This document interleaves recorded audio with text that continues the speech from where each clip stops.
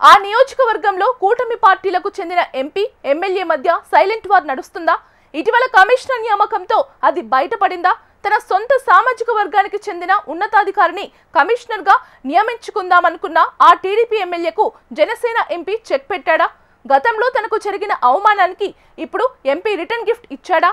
ఇంతకీ ఆ జిల్లాలో ఎంపీ ఎమ్మెల్యే మధ్య ఏం జరుగుతోంది? Watch this story. కాకినాడ రాజకీయాలు కాకరేపుతున్నాయి. Kakinada city TDP MLA Kondababu, Janasena MP Uday Srinivas మధ్య ఆధిపత్య పోరు రచ్చరేపుతోంది. ఎత్తుకు పై ఎత్తులతో రాజకీయ చదరంగంలో పై చేయి సాధించే పోరు నడుస్తోంది. మొన్నటి వరకు కాకినాడ సిటీ ఎమ్మెల్యేది పై చేయి కాగా ఇప్పుడు ఎంపీ మాట చెల్లుబాటు అవుతుందట. మొదట్లో వీరిద్దరికీ పరిచయాలు బాగానే ఉన్నప్పటికీ తర్వాత కాకినాడలో ఒక వైన్ షాపు స్థలం విషయంలో టీడీపీ నాయకుడికి అండగా కాకినాడ ఎమ్మెల్యే కొండబాబు, మరో వర్గానికి కాకినాడ ఎంపీ ఉదయ్ శ్రీనివాస్ అండగా నిలబడ్డారు.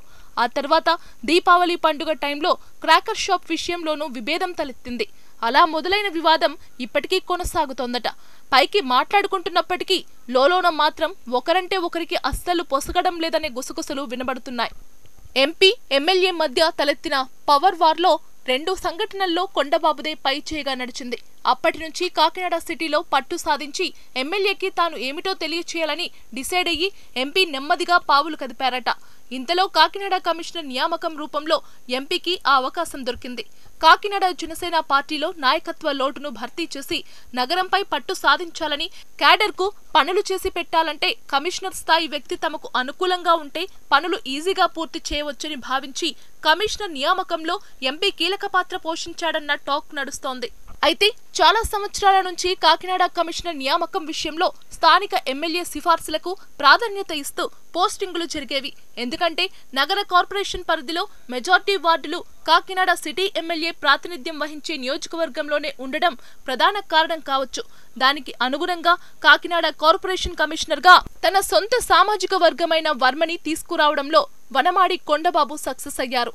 ఎమ్మెల్యే సిఫార్సులతో విశాఖపట్నంలో విధులు నిర్వహిస్తున్న వర్మకు కాకినాడ కమిషనర్ గా ప్రభుత్వం నుంచి ఉత్తర్వులు కూడా రిలీజ్ అయ్యాయి. జిల్లా ఇన్ఛార్జి మంత్రి నారాయణ కాకినాడ జిల్లా పర్యటనతో అక్కడి రాజకీయ పరిణామాలు తారుమారయ్యాయట. తెర వెనుక ఏం జరిగిందో కానీ అంతలోనే కాకినాడ కార్పొరేషన్ కమిషనర్ గా కాకినాడ హౌసింగ్ శాఖ పీడీకి బాధ్యతలిస్తూ ప్రభుత్వం మరో ఉత్తర్వులు రిలీజ్ చేసింది. దీంతో అవాక్కు కావడం ఎమ్మెల్యే కొండబాబు వర్గం వంతు అయిందట. ఎమ్మెల్యే సిఫార్సులకు అనుగుణంగా నియమించిన కమిషనర్ ను పక్కన పెట్టి మరో కమిషనర్ ను తెరపైకి తీసుకురావడం చర్చనీయాంశమైంది. ఇది స్థానిక ఎమ్మెల్యేలను అవమానించడమే అని ఎమ్మెల్యే దూకుడు చెక్ పెట్టేందుకు ఇలా చేశారా అన్న సందేహాలు వ్యక్తమవుతున్నాయి.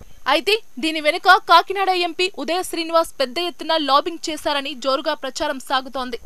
గతంలో వైన్ షాప్ వివాదం కావచ్చు, ఇంకొన్ని సంఘటనల్లో ఎమ్మెల్యే తనకిచ్చిన గిఫ్ట్ కు రిటర్న్ గిఫ్ట్ ఇచ్చే విధంగా కమిషనర్ నియామకంలో తెర వెనుక పావులు కదిపి చక్రం తిప్పడంలో జనసేన ఎంపీ ఉదయ్ శ్రీనివాస్ కీలక పాత్ర పోషించారని అటు టీడీపీ ఇటు జనసేన క్యాడర్ చెవులు కొరుక్కుంటున్నారు.